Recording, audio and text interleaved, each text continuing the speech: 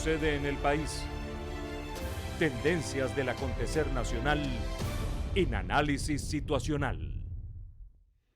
¿Qué nos espera entonces en un contexto de polarización sin alternativa, sin salida?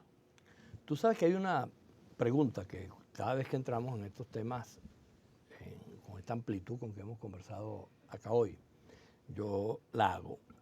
Si yo te preguntara a ti, ¿por qué un gobierno tan malo como el que hemos tenido en Venezuela a lo largo de estos 17 años, pues podemos hablar de un solo gobierno, con todos los matices que haya tenido la gestión de Chávez, con los millones de dólares que tuvo, con el populismo, pero al final tenemos quizás el peor gobierno que el país haya tenido.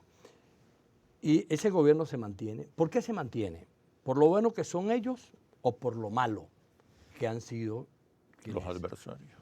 Han sido los adversarios de ese gobierno. Tú revisas la historia de los 17 años y te vas a conseguir con una cantidad de errores cometidos. Que se repiten, que se reiteran, que se cambian los actores, pero los errores son los mismos. Entonces, la primera cosa que hay que tratar de hacer es cómo producir una rectificación en el campo democrático, que no solamente es la MUC y los factores no chavistas que estamos fuera de la MUC. El campo democrático implica también un pedazo muy grande del país que está en el campo del chavismo. Y hay experiencias de cómo esa rectificación es imprescindible para poder cambiar.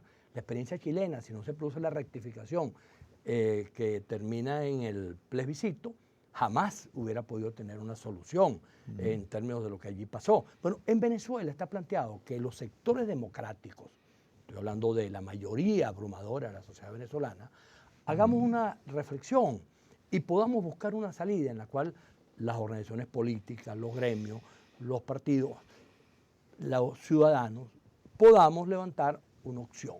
Una opción donde el centro del planteamiento sea Venezuela, donde el centro de las soluciones sea lo que tenemos que hacer. ¿Cómo se come eso? ¿Cómo se ejecuta eso? Eso se ejecuta asumiendo la responsabilidad. Porque las fuerzas que están fuera de la MUP y del chavismo son muy débiles. Bueno, pero hay un 42%, más allá de cuando tú sumas las organizaciones políticas y las personalidades y las individualidades. Hay un 42% de los venezolanos que en tus estudios... Que se autodefine como niní.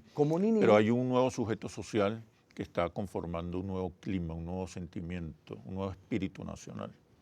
Ahora, que es mayoritario. Ese sector que es mayoritario, que además entiendo que su problema principal es cómo resolver sus problemas, más allá de si estoy aquí, yo estoy allá, o si me gusta fulano, me gusta mexicano. Y comparten una visión de país también. Es una visión de país que pretende que un país que pueda tener paz, que pueda tener planes comunes, que pueda tener soluciones, que pueda tener alternativas, porque eso es natural después de todo este desbarajuste que hemos tenido. En una sociedad más justa, ¿no? Y en una sociedad donde la calidad de vida cambie de manera radical. Sí. Ahora, eso tenemos que construirlo y te insisto, para poder construir eso, tú tienes que colocar en el centro de tu propósito al país, a Venezuela, en letras mayúsculas.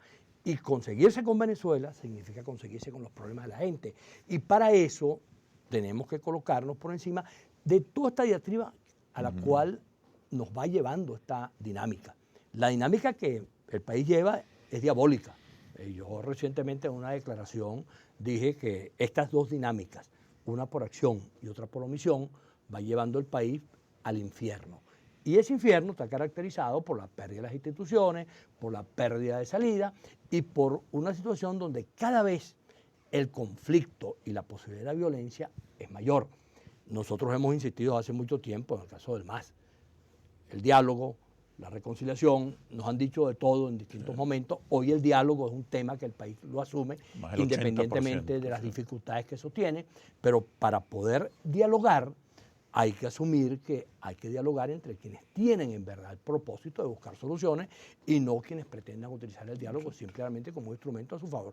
El país necesita dialogar, el país necesita encontrarse y esa es una tarea que no solamente es de los políticos, sino que es una tarea en la cual los ciudadanos venezolanos tenemos que asumir que lo que está en juego es nada más y nada menos que el destino de nuestra nación en términos inmediatos. Bueno, Felipe, muchas gracias por este análisis situacional. Estamos en contacto.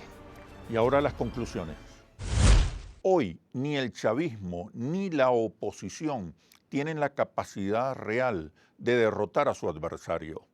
El chavismo sigue siendo una poderosa fuerza social y simbólica, mientras la oposición cuenta con el respaldo de una mayoría electoral alimentada por el descontento.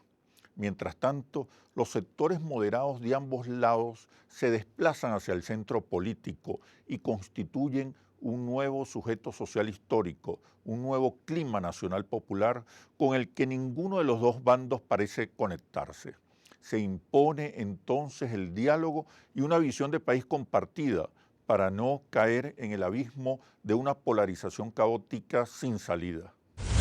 Así culmina este análisis situacional. Los invito a seguirnos por nuestras redes sociales @interlaces y @asituacional o visite nuestro portal interlaces.com. Soy Oscar Chemmel y los espero en un próximo análisis situacional. Hasta pronto. ¿Qué sucede en el país? Tendencias del acontecer nacional en Análisis Situacional.